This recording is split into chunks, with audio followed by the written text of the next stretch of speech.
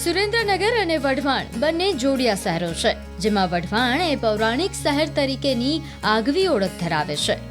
વઢવાણમાં એવા અનેક સ્થળો પણ આવેલા છે જેનું ઐતિહાસિક મહાત્મ્ય રહેલું છે.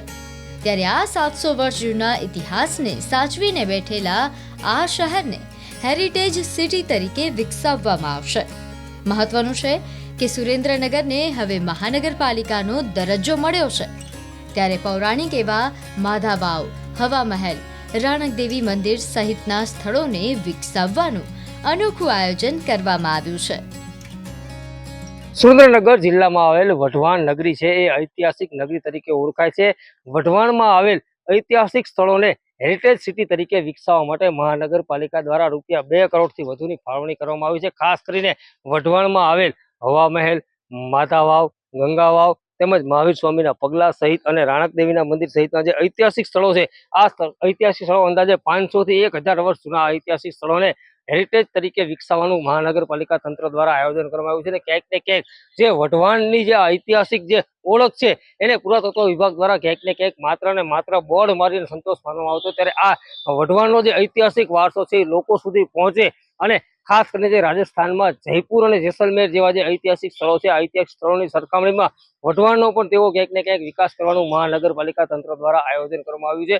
જેને લઈને ક્યાંક ને ક્યાંક વઢવાણના જે રહેવાસીઓ છે આનંદની લાગણી ફેલાય છે અને વઢવાણનો જે ઐતિહાસિક વારસો છે એ સમગ્ર રાજ્ય અને દેશવાસીઓ સુધી પહોંચે તેવું મહાનગરપાલિકા તંત્ર દ્વારા આયોજન કરવામાં આવ્યું છે. તેનાથી ક્યાંક ને ક્યાંક વઢવાણનો જે છે એ ઐતિહાસિક વારસો લોકો સુધી આગામી સમયમાં પહોંચશે તેવી લોકોને આશા છે.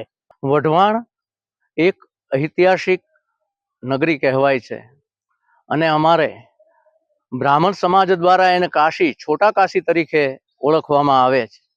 આ વઢવાણની અંદર ઘણી જ પૌરાણિક જે બધી કૃતિઓ, કલાકૃતિઓ તેમજ જે બધો ઇતિહાસ છે, જેમ કે માં ભગવતી રાણકદેવી મધ્ય ભોગાવામાં સતી થયા, વઢવાણના રાજવી પરિવાર દ્વારા હવા મહેલની સ્થાપના કરી, માધા વાવ, ગંગા વાવ અને તીર્થંકર ભગવાન પ્રભુ મહાવીર સ્વામીએ પણ વઢવાણમાં નિવાસ કર્યો કે હાલ ભોગાવો નદીના કાંઠે પરમ કૃપાળુ મહાવીર સ્વામીના પગલા પણ છે.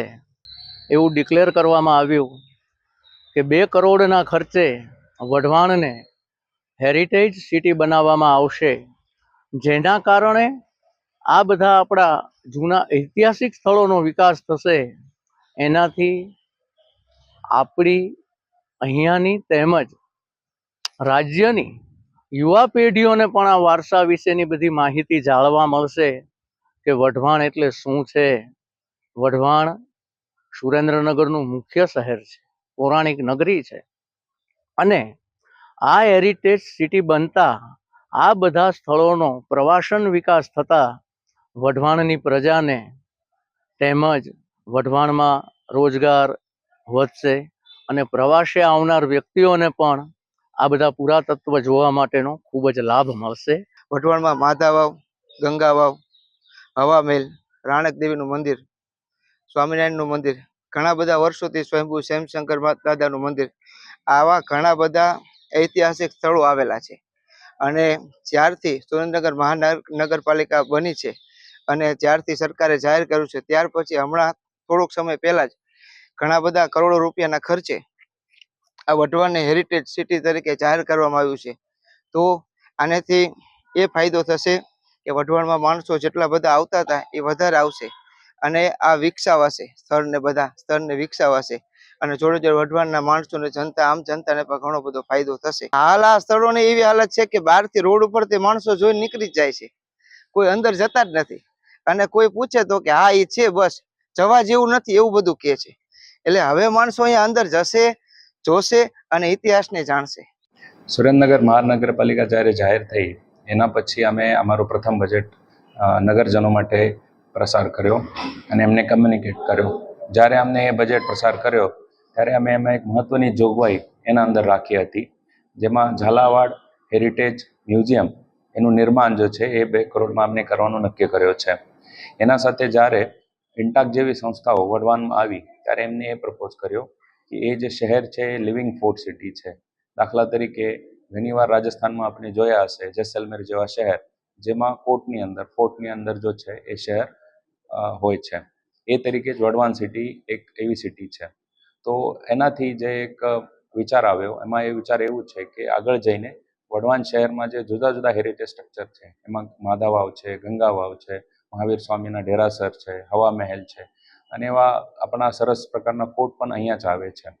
પછી એવું જાણવા મળ્યું કે ઘણી બધી જો વાવ છે અહીંયા અત્યારે છે આપણા વિસ્તારમાં, તો એ બધાને આપણે રેનોવેટ કરી શકાય અને એનો ટુરિઝમ તરીકે ઉપયોગ પણ કરી શકાય.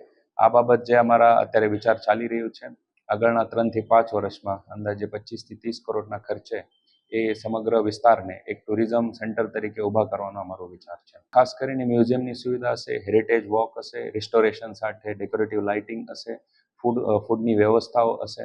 એના સાથે એક સર્કિટ તરીકે વઢવાણ શહેર, સુરેન્દ્રનગર શહેર અને દુધરેજ જો એક બહુ ઇમ્પોર્ટન્ટ રિલિજિયસ સેન્ટર છે ગુજરાત માટે, એના માટે અમે વિચાર કરી રહ્યા છીએ.